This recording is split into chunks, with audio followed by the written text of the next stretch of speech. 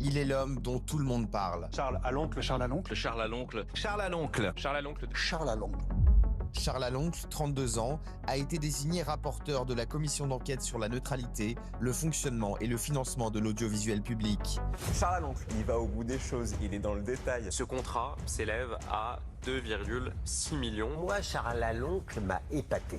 Monsieur Cohen, je vous pose des questions. Je me permets de vous demander de me répondre. N'inversons pas les rôles. J'ai essayé en tout cas d'être à la hauteur de cette confiance qui m'a été accordée. Une grande première pour France Télévisions et Radio France, qui ont dû pendant 6 mois rendre des comptes aux députés et aux Français, à l'heure où 60% d'entre eux considèrent que l'audiovisuel public n'est pas impartial. J'ai lu beaucoup de rapports, ceux de la Cour des comptes. J'ai mis le nez aussi dans l'ensemble des documents. On sentait un certain agacement, comme si justement ça les dérangeait qu'on ouvre un peu le capot de France Télévisions. Avec 70 auditions d'une durée moyenne de 3 heures chacune, l'enquête de Charles à l'oncle a révélé de nombreuses dérives au sein de l'audiovisuel public. Madame Ernotte ne m'aime pas et elle a envie de me dégager. Voilà, point, c'est tout.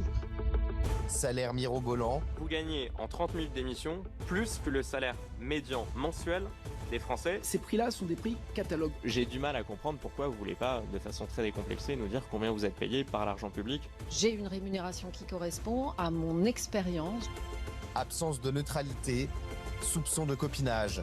Vous n'avez jamais passé de vacances, par exemple, chez un dirigeant d'une société de production? J'ai effectivement passé des vacances chez un dirigeant. Bien souvent, le député s'est retrouvé seul face à un système opaque, peu enclin à voir ses pratiques internes passer au crible. France Télévisions ne veut pas que des tarifs, que des chiffres soient rendus publics. Pourquoi est-ce que vous ne voulez pas nous indiquer le salaire qui vous est versé? Parce que c'est mon droit, monsieur le rapporteur. Un travail qui dérange. Est-ce que vous m'accordez la liberté d'expression? Monsieur Niel. Mais Jérémy, franchement, mais qu'est-ce que tu fais là? Les attaques pleuvent. Charles à l'oncle, pour moi, ça a été un mélange de Jeff Panaclock, de Calimero et de Garcimore. Charles à l'oncle, pas de blague sur le physique. Celui qui se fantasmait en Zola du Palais Bourbon alors qu'il se sera plus illustré comme le McCarthy de Wish. En fait, leur travail à eux, ça va être de décrédibiliser tout son travail. C'est la commission de Charles-Henri à l'oncle. On a même attaqué son nom, son prénom, Charles-Henri. Il a le droit de s'appeler Charles-Henri en fait. Pression. T'inquiète, on va te régler. Bon, c'est quoi, c'est une menace, monsieur Balanon? Menace, sale facho. Ce que Charles à l'oncle et cette commission ont découvert va vous choquer.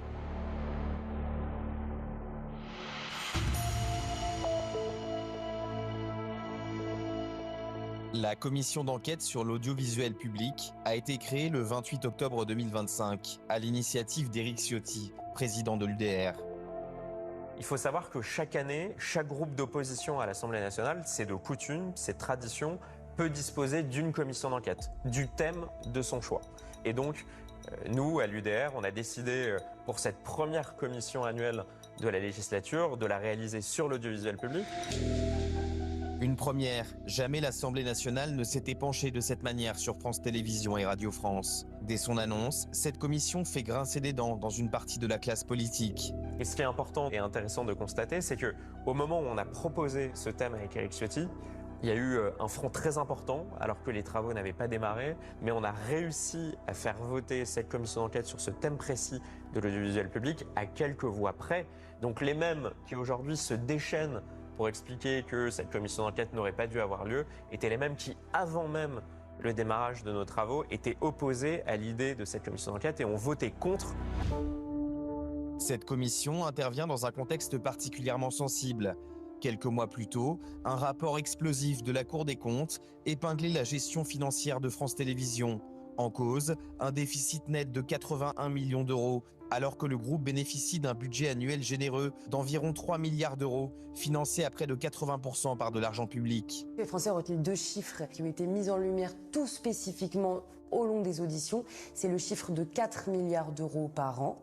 Donc c'est le coût du fonctionnement de l'audiovisuel public dans sa totalité. Et le 81 millions de déficit simplement pour France Télévisions entre 2017 et 2024. France Télévisions est un peu caractéristique de la manière dont est géré l'argent public. Dans une entreprise privée, on fait attention aux frais de fonctionnement et notamment aux dépenses diverses et variées. Les taxis, on fait très attention. Les frais de bouche, par définition. Les nuits d'hôtel, enfin tout ça est encadré et les dirigeants d'entreprise font très attention à ne pas gaspiller l'argent de leur entreprise. Et c'est là où on voit qu'en fait, il y a un véritable écart de culture entre le privé et le public. C'est-à-dire que dans le privé, on fait attention à ces dépenses-là, alors que dans le public, puisque c'est l'argent des contribuables, puisque c'est en quelque sorte de l'argent qui tombe du ciel, eh bien, les responsables ne font pas attention à l'argent qui est dépensé. Mais les critiques ne s'arrêtent pas aux questions financières. Certains dénoncent un déséquilibre éditorial au sein du service public. La neutralité, c'est un point qui est très important. Je crois que les Français sont de plus en plus témoins d'entorses manifestes avec ce principe pourtant essentiel.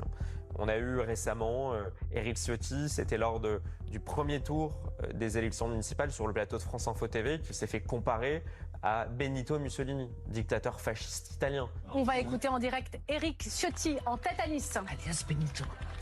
Comparaison totalement scandaleuse. Quelques mois auparavant, on avait Jordan Bardella qui était comparé à Hitler sur le plateau de France 5. Des interrogations ravivées par une polémique récente. La diffusion d'une vidéo montrant les journalistes Patrick Cohen et Thomas Legrand en discussion avec des responsables socialistes. Ils y évoquent notamment Rachida Dati, expliquant faire le travail ou s'en occuper sur le plan médiatique. Des propos perçus par certains comme le signe d'une complicité entre journalistes et responsables politiques.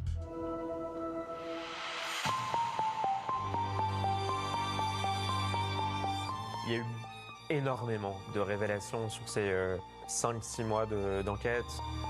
Lors de cette commission, le grand public a découvert l'ampleur de la machine France Télévisions. À commencer par ses effectifs, environ 9000 salariés, avec une rémunération moyenne plutôt confortable. Ces 9000 salariés sont payés en moyenne 72 000 euros par an, ce qui les situe parmi les 9% des Français les mieux rémunérés. Donc on voit aussi le cadre social qui est quand même très confortable chez France Télévisions. On a une trentaine de directeurs de France Télévisions qui gagnent plus que le salaire du président de la République. Si c'est un médecin, si c'est des soignants, ça aurait été des directeurs d'école, des enseignants, on peut l'entendre.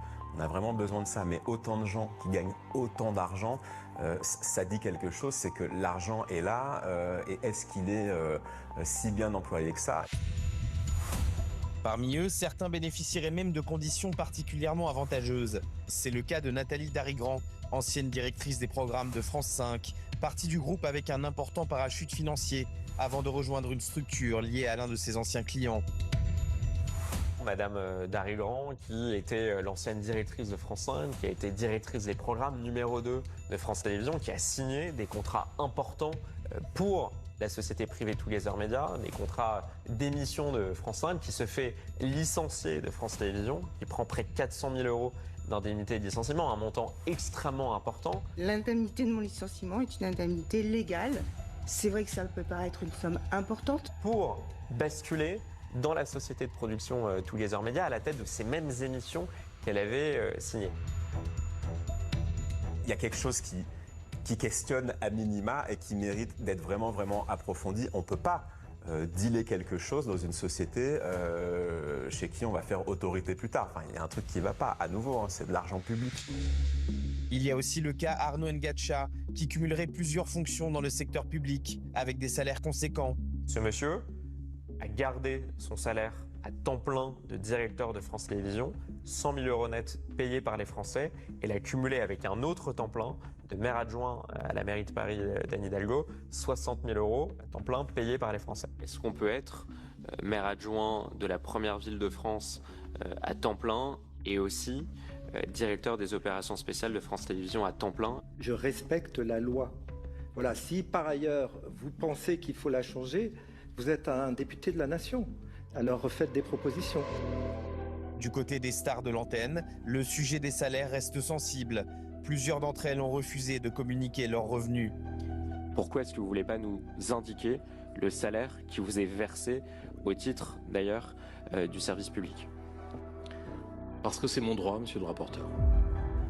La direction du groupe leur aurait d'ailleurs recommandé d'être discret sur ce point. On a appris de la bouche de Léa Salamé que consigne avait été donnée par Delphine Ernotte et par les directeurs et dirigeants de France Télévisions de ne surtout pas révéler son salaire. France Télévisions ne veut pas que des tarifs, que des chiffres soient rendus publics. Si on sait qu'Élise Lucet percevrait environ 25 000 euros par mois pour ses activités, elle n'a pas souhaité confirmer ce chiffre devant les députés. J'ai du mal à comprendre pourquoi vous voulez pas, de façon très décomplexée, nous dire combien vous êtes payé par l'argent public. J'ai une rémunération qui correspond à mon expérience, j'ai une rémunération qui correspond à mon temps de carrière qui est assez long et à mon exposition à l'antenne. Vous avez ces documents, monsieur le rapporteur, monsieur le président, vous les avez à votre disposition. Un comble pour celles qui n'hésitent pas à questionner avec insistance les dirigeants sur leur rémunération dans ces émissions. Ce qui peut interroger, c'est que quand vous avez Élise Lucet et Tristan Wallex qui font des émissions comme Cache Investigation, comme Complément d'enquête, qui vont poursuivre des dirigeants d'entreprises privées jusqu'à leur domicile pour leur demander de rendre des comptes sur l'utilisation d'argent privé, qui font du privé une affaire publique, mais qui refusent de faire de l'argent public une affaire publique, qui refusent de donner et transmettre leur salaire en toute transparence, ça interroge. Autre figure emblématique, Nagui empocherait environ 2500 € par émission, soit près de 1,5 million d'euros par an. Vous percevez 2500 € par émission, n'oubliez pas les paroles, ce qui est plus que le salaire médian des Français. Donc vous gagnez en 30 minutes d'émission plus que le salaire médian mensuel des Français. Ces prix-là sont des prix catalogue. Regardez les prix des autres animateurs d'autres émissions et vous verrez que c'est même prix catalogue cheap. Au-delà des salaires, le rapporteur Charles Aloncle s'est intéressé aux sommes importantes versées à des sociétés de production privées. Chaque année, France Télévisions, sur un budget d'un peu moins de 3 milliards d'euros, attribue 1 milliard d'euros d'argent public à des sociétés de production privées pour produire des émissions, des contenus du service public. Alors que France Télévisions dispose de 9000 salariés, pour autant, il y a une ultra externalisation à des sociétés de production privées pour produire ses propres contenus. Des montants attribués à des prestataires, dont certains dirigeants affichent ouvertement leurs convictions politiques. Et parmi ces sociétés de production, la première d'entre elles, c'est Mediawan, qui bénéficie de 110 millions d'euros de contrats annuels financés par France Télévisions. Et dans les fondateurs de Mediawan, vous en avez 3, vous avez Xavier Niel, Mathieu Pigasse, Pierre-Antoine Capton. Monsieur Pigasse assume de mettre tous les moyens à sa disposition dans son combat contre une partie de la droite. Il l'assume en une de Libération. Et pourtant, il est fondateur et actionnaire de la première société qui produit certaines émissions du service public, comme par exemple C'est dans l'air et C'est à vous. Alors, avec un patron ouvertement à gauche, comment des émissions consacrées à l'actualité, comme C'est à vous ou C'est dans l'air, peuvent-elles garantir une totale neutralité? Si demain on veut retrouver une forme de neutralité du service public de l'audiovisuel, il faudra tout revoir sur les conditions d'attribution de ces contrats avec les sociétés de production privée. Des soupçons de copinage ont également été évoqués. Certains hauts cadres entretiendraient des relations privilégiées avec des prestataires qui percevraient chaque année à minima plusieurs centaines de milliers d'euros de la part de France Télévisions. Vous, par exemple, à la tête des programmes et de la fiction, vous n'avez jamais passé de vacances, par exemple, chez un dirigeant d'une société de production? J'ai effectivement passé des vacances chez un dirigeant de société de production, vous faites bien de m'en parler. On a par exemple appris que la directrice de la fiction de France Télévisions, Anne Olmes, qui est à la tête de l'un des plus gros budgets de France Télévisions, passe ses vacances régulièrement avec un producteur à qui France Télévisions attribue des contrats de production importants. J'entretiens effectivement une relation de longue date et très amicale avec un dirigeant de groupe. Elle a été déclarée comme il se doit dans ma déclaration de lien d'intérêt. Quand je lui ai posé la question de quels sont les mécanismes qui peuvent prévenir ce conflit d'intérêts et est-ce que vous vous déportez de cette décision, elle m'explique que oui, elle se déporte, mais que ce sont ces N-1 qui instruisent le dossier. Je n'ai pas le droit de regarder ces projets. Ils sont instruits par mon N-1, c'est-à-dire mon en dessous. C'est-à-dire que je ne suis pas informée de ses propositions et de ce qu'il fait. Pour sortir ces informations, Charles Aloncle a pu s'appuyer sur des témoignages précieux de lanceurs d'alerte, des salariés de France Télévisions ayant accepté de témoigner anonymement par peur des représailles.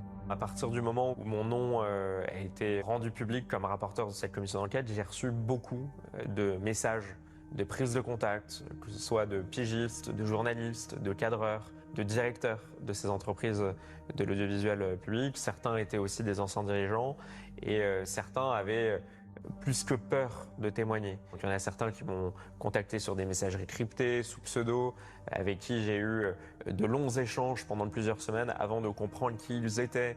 Et certains qui m'ont donné aussi rendez-vous dans des lieux assez incongrus, où ils veillaient à ce que, avant même que je ne les rejoigne, personne ne puisse être témoin de nos échanges. Je comprenais au gré des échanges, au gré des rencontres, le système d'omerta qui avait pu s'installer notamment chez France Télévisions depuis des années.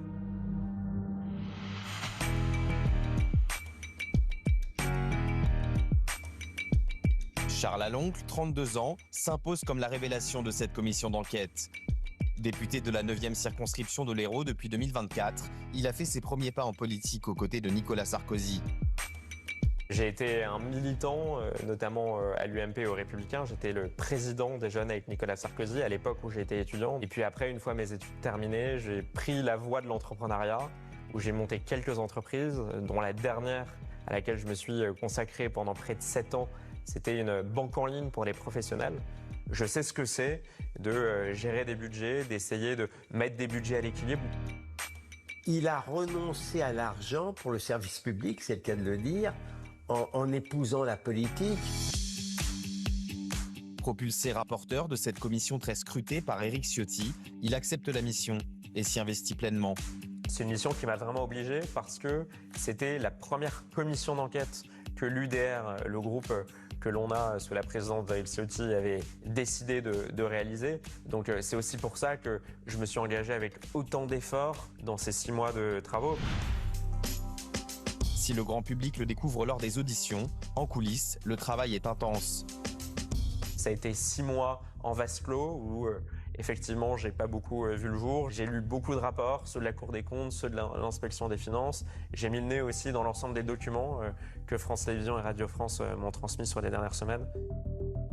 Charles Aloncle, pourquoi est-ce qu'il est sorti du lot? Il a fait quelque chose qu'on voit pas tant que ça dans les commissions, il est préparé.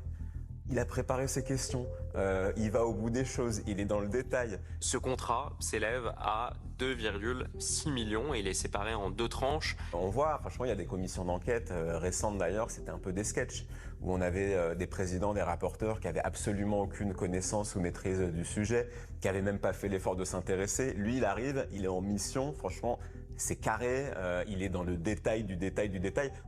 J'ai essayé en tout cas d'être à la hauteur de cette confiance qui m'a été accordée. Dès les premières auditions, il impose son style et ne lâche jamais ses interlocuteurs avant d'obtenir une réponse.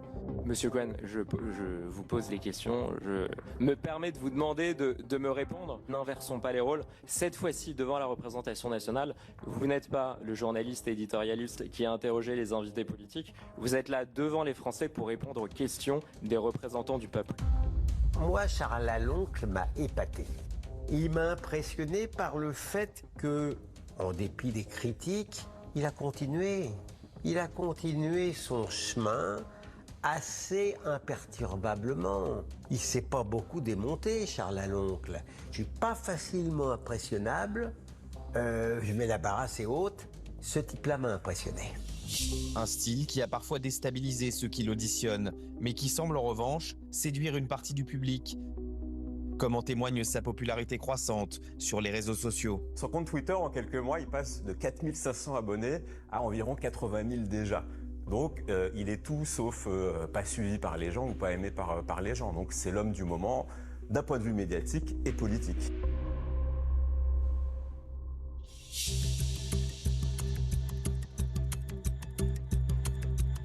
Au fil des semaines, les critiques se multiplient contre Charles Aloncle. Charles Aloncle, pour moi, ça a été un mélange de Jeff Panaclock, de Calimero et de Garcimore. Charles Aloncle souhaite marquer les esprits, et cela quitte à employer les pires méthodes. Il enquête sur la neutralité, mais c'est un point qu'il ne maîtrise pas beaucoup. Je suis pas sûr que monsieur Aloncle soit aussi utile que les journalistes qui se lèvent à 4h du matin. Oui, mais il y a Charles Aloncle, mais il ne critique pas. Différents visages du service public n'ont pas hésité non plus à tacler le rapporteur. La croisade du rapporteur ciotiste Charles Aloncle ne visait pas à enquêter, mais à démanteler.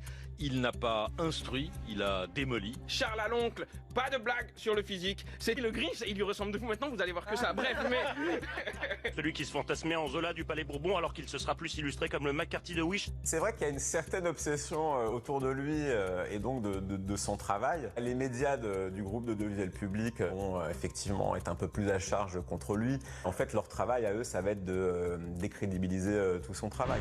La présidente de l'Assemblée nationale, Yaël Braun-Pivet, s'est même permise de le recadrer sur les ondes de France Inter. Je suis en train effectivement de rappeler à l'ordre le rapporteur pour lui demander effectivement de revenir à un respect de nos règles et de nos usages, de telle sorte que la crédibilité de la commission d'enquête ne soit pas remise en cause. Je pense que Madame Braun-Pivet, présidente de l'Assemblée nationale, est totalement sortie de son rôle et a même commis un écart gravissime. Quand vous êtes présidente de l'Assemblée nationale, vous êtes garante de l'indépendance et du pouvoir de contrôle des travaux de l'Assemblée nationale. Et donc on a Madame Braun-Pivet qui vient se répandre sur France Inter, antenne du service public, objet même de cette commission d'enquête, le matin même de l'audition de la présidente de Radio France, et qui vient me rappeler à l'ordre. Je tiens quand même à rappeler que Yael Braun-Pivet est élue par l'ensemble des députés de l'Assemblée nationale. Donc le rôle, quand on est président de l'Assemblée nationale, on n'est pas le représentant d'Emmanuel Macron, on n'est pas le représentant d'Édouard Philippe, on n'est pas le représentant d'un camp. Ces réactions traduisent un malaise. Les révélations du député dérangent et l'enquête vient pour la première fois regarder de près un fonctionnement opaque à France Télévisions et Radio France. Quand vous demandez des comptes à des gens qui ont toujours eu pour profession de poser des questions mais de jamais y répondre, forcément ça crée une forme de réticence.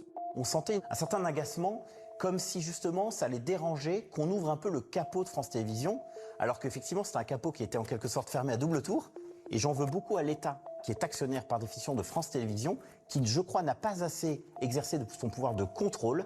Et donc, on avait l'impression d'avoir une espèce d'oligarchie qui était presque en pilote automatique et qui, du coup, était dérangée par le fait qu'on veuille regarder de manière très précise, en fait, la manière dont ils géraient l'argent des Français. D'autres médias plus confidentiels s'en prennent également aux rapporteurs, Le Monde, Huffington Post ou encore Les Jours. Des titres détenus par des dirigeants qui ont été auditionnés par la commission et interrogés par Charles Aloncle lui-même. Alors, ces critiques relèvent-elles du débat journalistique ou d'une riposte ? Quand vous commencez à lever le capot de ces 4 milliards d'euros qui financent l'audiovisuel public, eh bien, d'une certaine façon, vous allez aussi poser des questions à Xavier Niel et Mathieu Pigasse, qui eux-mêmes sont détenteurs de participation dans des médias privés, comme par exemple Le Monde, le Huffington Post, le Nouvel Obs, Les Jours. Et donc, d'une certaine façon, vous faites plus d'ennemis que d'amis. Et c'est la raison aussi pour laquelle, dans ces derniers jours de commission d'enquête, vous avez autant d'articles à charge de ces médias. Toutes ces attaques, Charles Aloncle les a prises avec philosophie. Que les critiques de ces personnes-là, à qui on pose des questions, aient été aussi virulentes, vous savez, j'ai envie de vous dire, c'est le lot de la politique et il faut les accepter. Je pense qu'il faut, pour réaliser le meilleur travail possible et le plus honnête, s'exonérer de tout ça. Il faut comprendre aussi que le seul intérêt qu'on doit poursuivre dans le cadre de cette commission d'enquête, c'est retrouver de l'efficacité dans les dépenses publiques et permettre aussi aux Français, une bonne fois pour toutes, de voir à quoi servent les montants d'impôts et de taxes qu'ils payent et qu'ils versent chaque année. Mais certaines prises de position ont franchi selon lui une ligne rouge. Des critiques portant sur ses origines sociales, voire sur sa famille. La tension monte encore d'un cran après le passage de Nagui devant la commission. 24 heures plus tard, sur le plateau de Quotidien, l'animateur critique vivement la manière dont il a été interrogé et s'en prend directement au rapporteur. C'est la commission de Charles-Henri Aloncle. On a même attaqué son nom, son prénom, Charles-Henri. Il a le droit de s'appeler Charles-Henri en fait. Si on en est à ce niveau-là, c'est que sur le fond, il a touché quelque chose. C'est plutôt bon signe. Je me suis documenté sur son papa qui soutenait Pasqua, qui ont voté des lois sur l'Algérie, contre l'immigration et tout ça. C'est bien de savoir aussi qui sont ces personnes et ce qu'ils ont dans la tête. Charles Aloncle conteste les accusations visant son père et compte porter plainte pour diffamation. J'ai trouvé ces attaques aussi indignes que diffamatoires. Mon père est dans la préfectorale, mon père est un fonctionnaire, tous ses postes sont parfaitement traçables et identifiables. Mon père n'a jamais travaillé pour Charles Pasqua, mais il a expliqué devant plus de 2 millions de téléspectateurs que mon père aurait travaillé pour Charles Pasqua et qu'il aurait fait adopter et passer des lois contre les Algériens en France. Ce qui à nouveau est totalement faux. Quand on commence à s'en prendre à votre famille, à votre père, il y a un sentiment d'écœurement effectivement que j'ai aujourd'hui du mal à dissimuler. Depuis le début de la commission, le député a reçu de très nombreuses insultes et menaces. J'espère que tu meurs écrasé dans d'atroces souffrances.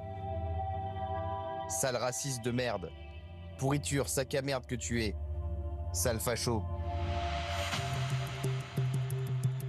Après 6 mois de débats musclés et plus de 230 personnes convoquées, la commission d'enquête parlementaire s'est achevée le mercredi 8 avril par une deuxième audition de Delphine Ernotte, la présidente de France Télévisions.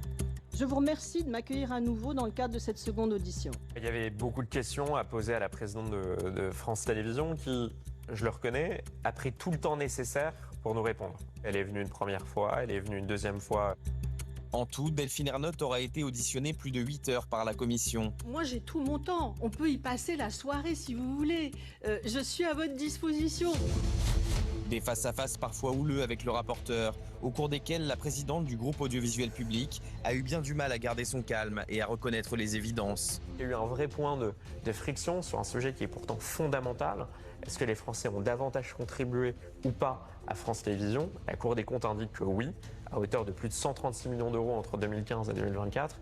Mais Mme Ernotte, malheureusement, a refusé de le reconnaître. Maintenant, je ne sais pas comment vous voulez embrouiller la discussion. Même vos collègues, d'ailleurs députés, ne sont pas d'accord avec vous. Donc mettez-vous d'accord, envoyez-moi la question et on répondra.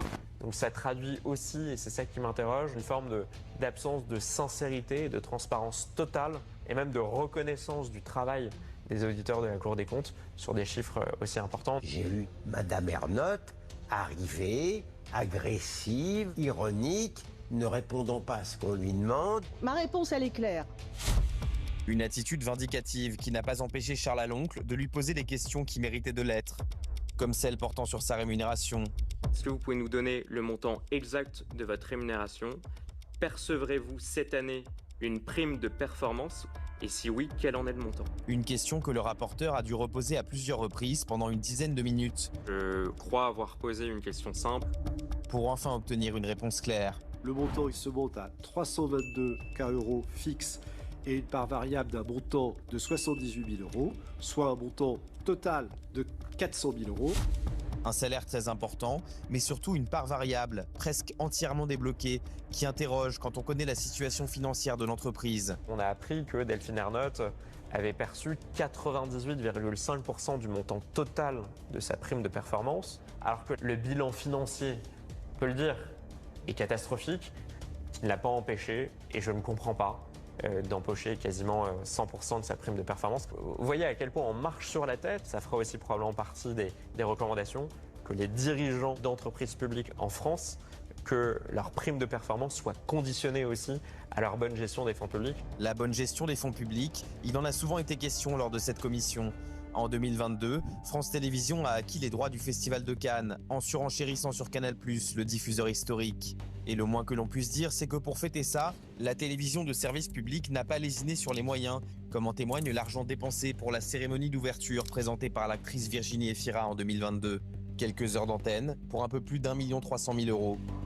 J'ai pu voir notamment que concernant la maîtresse de cérémonie, à l'époque, l'actrice Virginie Efira, sa prestation a coûté 60 000 €, l'équivalent de 3 SMIC annuels pour seulement quelques heures de mission. Pourtant, c'est pas elle qui a écrit les textes, car les textes, vous les avez commandés pour 30 000 € supplémentaires.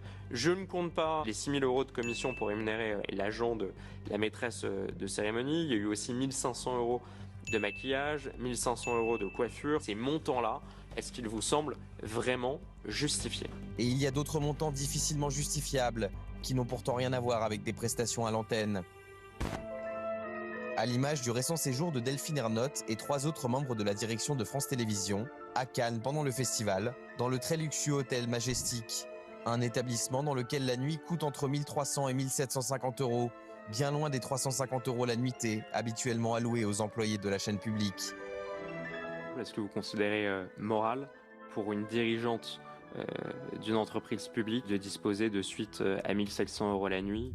112 000 € au total, c'est la note astronomique de cette petite escapade dans ce palace qui a fait la une de l'actualité et créé le scandale.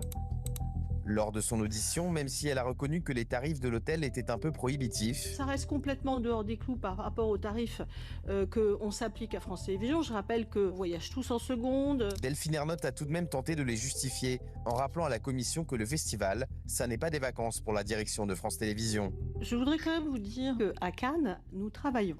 Donc voilà, Cannes, c'est du travail pour nous.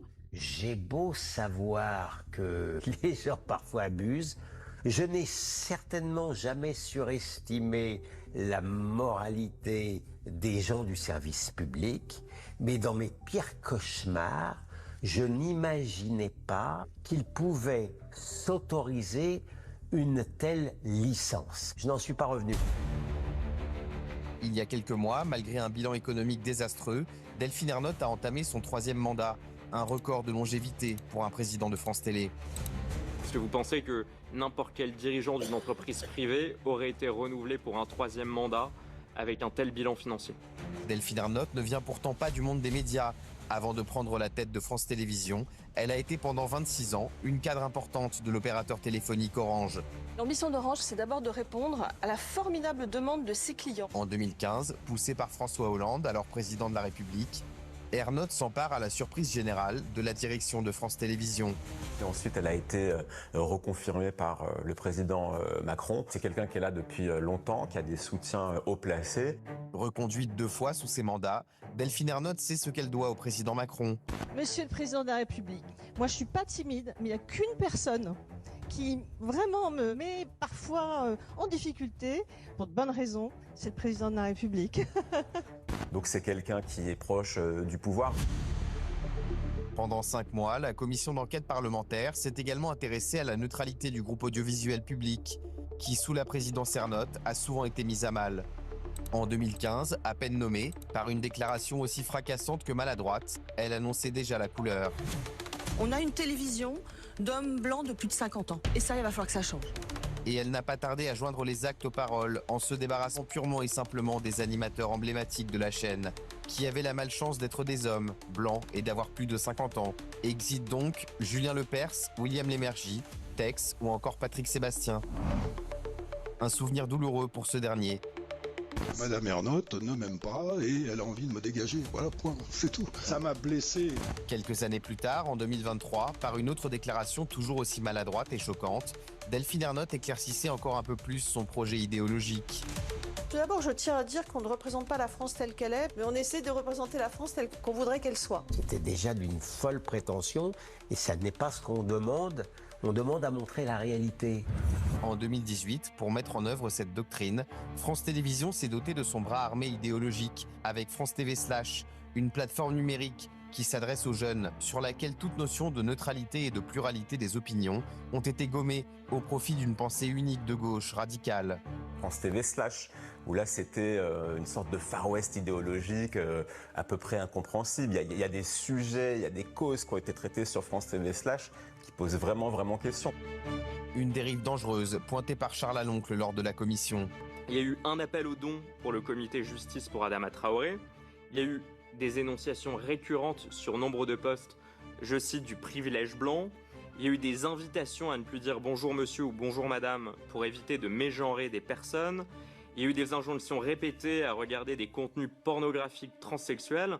France TV Slash est la traduction directe de ce biais idéologique manifesté et assumé de ne pas représenter la France telle qu'elle est, mais telle que Delphine Ernotte et certains voudraient qu'elle soit. Nous assumons ce que nous mettons sur nos antennes. Nous cherchons à correspondre aux questions que se posent ces jeunes, ces adolescents ou ces jeunes adultes. En fait, il ne faut pas oublier une chose, c'est que le service public, c'est l'outil, c'est le média de tous les Français.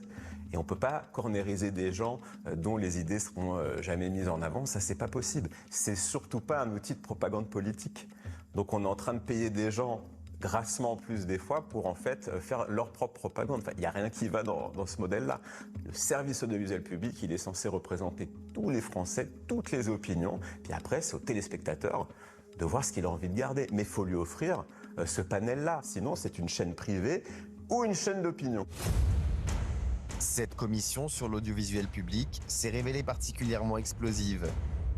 Les tensions ont été nombreuses, à commencer par celle entre le rapporteur Charles Aloncle et le président de la commission, Jérémy Patrier-Létus, élu du mouvement d'Édouard Philippe. Dans cette commission, on sent une forte tension entre le rapporteur, M. Aloncle, et le président de la commission. Pourquoi vous me répondez à chaque fois?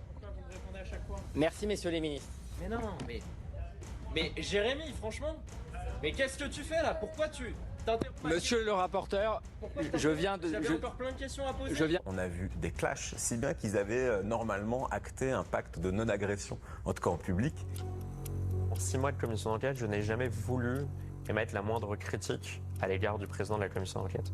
J'ai été très surpris que lui le fasse, notamment dans les dernières semaines, derniers jours de cette commission d'enquête, probablement suite à des consignes qui ont pu être apportées par Édouard Philippe, de s'accorder les bonnes grâces des dirigeants et des journalistes de l'audiovisuel public. Et à Charles Laloncle, votre rapporteur? Y avait-il un objectif politique dans cette commission d'enquête?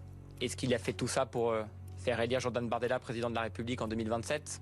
A-t-il envisagé d'être le ministre de la Culture de Jordan Bardella?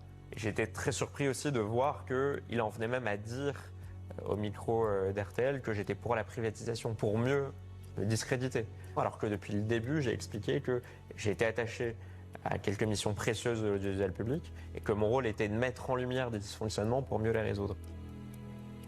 Chacun est là aussi pour représenter ses intérêts à lui et j'en suis à peu près persuadé, il y a aussi un enjeu en termes de communication, de notoriété. Et on voit bien que celui qui émerge, celui qui est mis en avant, c'est le rapporteur. Et certainement que ça ne doit pas plaire plus que ça au président de la commission. Et certains députés n'ont pas été en reste. L'élu insoumise Ercilia Soudé a notamment eu un échange particulièrement vif avec le président. On a une Sophia Aram, ça fait 20 ans qu'elle raconte des dingueries, elle a un humour raciste. Est-ce que c'est davantage cohérent avec la ligne éditoriale? Soudet, s'il vous plaît, sinon je vous coupe le micro. Ici, c'est pas le lieu où on insulte les salariés du service public, de racistes, d'homophobes, de ce que vous voulez, d'accord? Vous mesurez votre propos.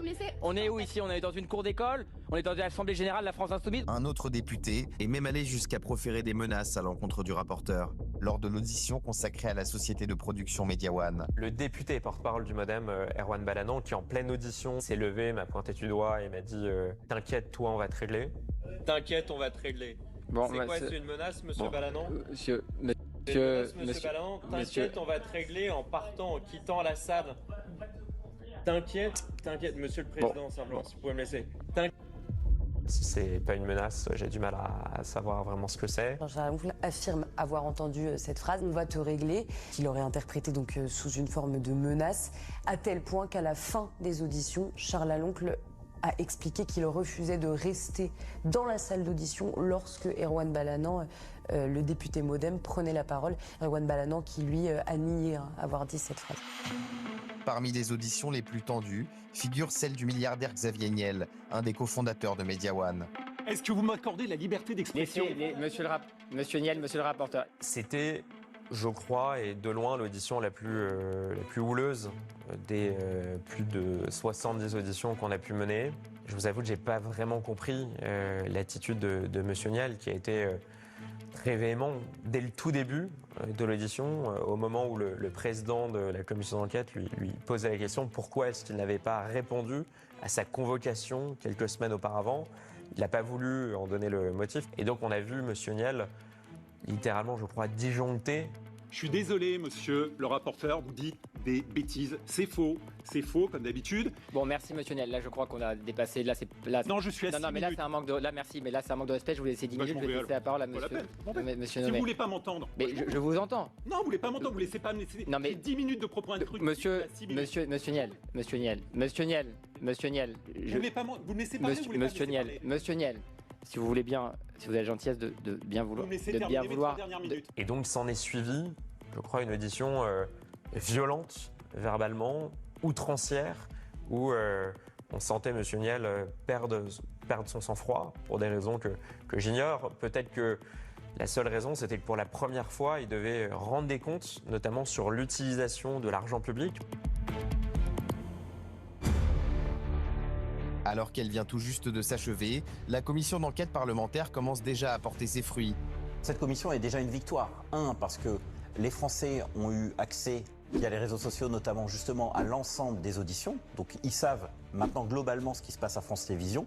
Et puis deuxièmement, France Télévisions, sous la pression en quelque sorte populaire, a déjà pris quelques mesures d'économie. Typiquement, les frais de taxi vont être baissés, les frais de représentation, les séjours à Cannes seront beaucoup moins importants, les voitures de fonction vont être réduites. Donc vous voyez, il y a déjà en quelque sorte des fruits à cette commission.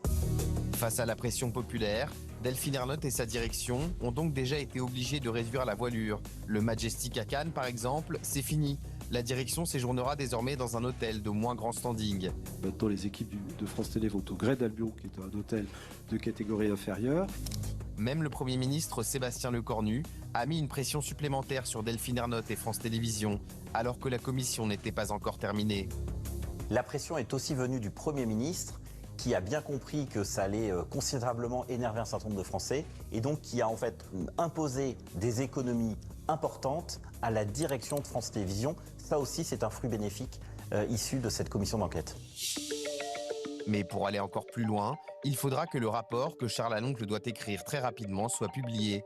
Une véritable course contre la montre a démarré pour le député. Alors effectivement, j'ai un peu moins de 10 jours pour rédiger le rapport, ce qui est très peu, parce que généralement, dans toute commission d'enquête, le président laisse à peu près 1 mois et demi ou 2 mois au rapporteur pour rédiger son rapport. Je m'y consacre à 100%. 10 jours pour rédiger ses conclusions et formuler ses préconisations. Il les présentera ensuite à l'ensemble des députés de la commission qui choisiront de le voter ou pas. Et j'espère encore une fois que l'ensemble des députés, qu'ils soient de gauche, macronistes ou de droite, se résoudront à une forme de responsabilité et voteront pour la publication du rapport. Si le rapport n'est pas voté, c'est arrivé qu'une seule fois dans l'histoire de la Ve République, c'était pour un sujet tout aussi sensible du financement des syndicats. Il n'y a pas que le rapport et les conclusions du rapporteur qui ne sont pas publiées, c'est l'ensemble des travaux de la commission d'enquête sur les 6 mois qui doivent disparaître du site de l'Assemblée. Et même plus grave encore, si vous relayez des éléments qui ont été révélés dans le cadre de cette commission d'enquête, vous êtes passible de poursuites pénales. Même si le rapport n'est pas publié, c'est certain que les extraits les plus marquants des auditions resteront en tête des Français et que l'audiovisuel public sera contraint de revoir certaines de ses méthodes. On sait maintenant. La vérité, elle était dite comme le service public ne sera jamais plus comme avant. Quoi qu'il arrive, ils peuvent monter, ils peuvent descendre, c'est terminé. Donc, de ce point de vue-là, moi, je suis assez tranquille. Il y a un autre signal qui est dangereux, c'est si le rapport n'est pas publié, certains Français pourraient y voir un signal comme si on voulait leur cacher quelque chose, comme si on décidait justement de ne rien faire, circuler, il n'y a rien à voir. Donc ce ne serait pas forcément non plus un bon signal pour l'audiovisuel public. Mais encore une fois, pour avoir beaucoup de députés membres de la commission d'enquête au téléphone en ce moment, plus on avance, plus j'ai de bonnes raisons d'espérer que ce rapport sera publié. Et en ces temps troubles, où la dette du pays explose et où les dirigeants appellent sans cesse les Français à se serrer la ceinture, certains espèrent que cet audit en profondeur d'un service public devienne une référence. Je crois qu'on a en droit d'espérer que en fait, cette commission fasse des bébés. Et c'est-à-dire que très concrètement, qu'aujourd'hui, chaque établissement public et l'État d'une manière générale soit sous la menace d'une nouvelle commission d'enquête pour justement trouver des économies, parce qu'on sait tous qu'il y a des gaspillages et donc il y a des économies à faire dans un certain nombre de structures publiques qui ne sont pas habituées à rendre des comptes. Et je crois que cette commission d'enquête mettra dans l'esprit de responsables publics que demain, ils peuvent avoir à rendre des comptes devant les Français, et je trouve que c'est une très bonne démarche. De toute façon, cette commission d'enquête, c'est une photographie de la tension de la société aujourd'hui d'un point de vue global. C'est une caste, c'est certaines élites qui a des moyens, qui détient le pouvoir et qui ne comprend pas, pourquoi on leur pose des questions et pourquoi on remet en question leur organisation. Et le peuple, nous, qui payons pour ça, on attend juste des réponses. –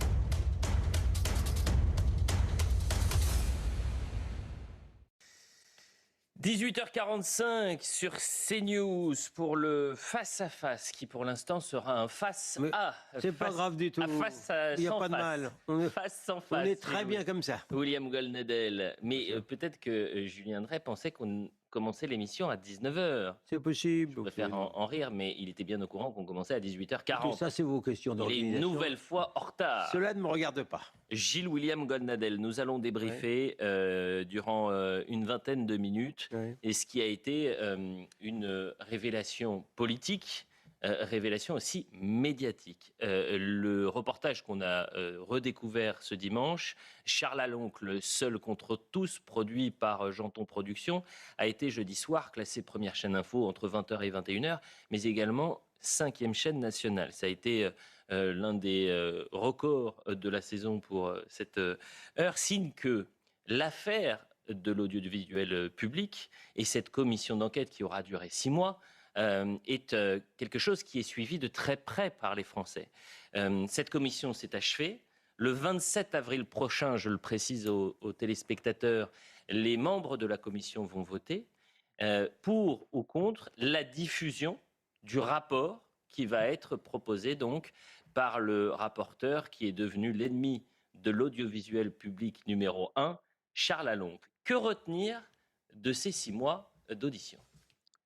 Que maintenant c'est une affaire d'État, que je pense que la méchanceté, l'esprit d'intolérance et de supériorité morale avec lequel a été traité Charles Aloncle a été finalement le meilleur service qui lui a été rendu à lui, à sa commission. Je pense qu'on en aurait parlé infiniment moins s'il n'y avait pas eu cette étrange publicité faite autour de ce qu'il était, de ce qu'il est. Pour ma part, je pense qu'il a rendu un fier service au pays. Je l'ai dit, il m'a beaucoup impressionné. Oui, je l'ai été et j'ai appris des choses. J'ai appris des choses parce que comme je l'ai peut-être dit, parce que je me suis pas regardé par rapport à ce que j'ai dit déjà.